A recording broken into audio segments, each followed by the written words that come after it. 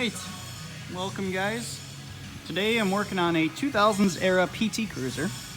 Just got back from a test drive. The customer complaint is a severe clunk in the rear end.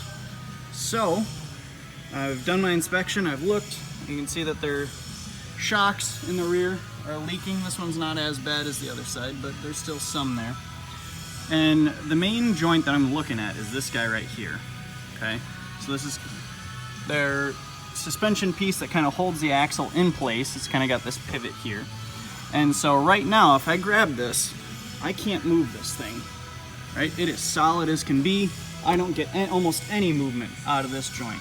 So I want to show you guys the difference between loading and unloading a joint and how important that is. So if you just quickly grabbed that and said, yep, I don't know where it's coming from, and didn't take the time to actually diagnose it, right? Or take the time to thoroughly look through it.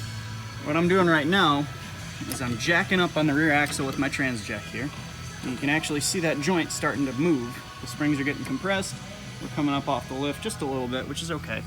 But now I want to show you what happens with the weight actually on the springs rather than on these joints here. See how much of a difference that makes?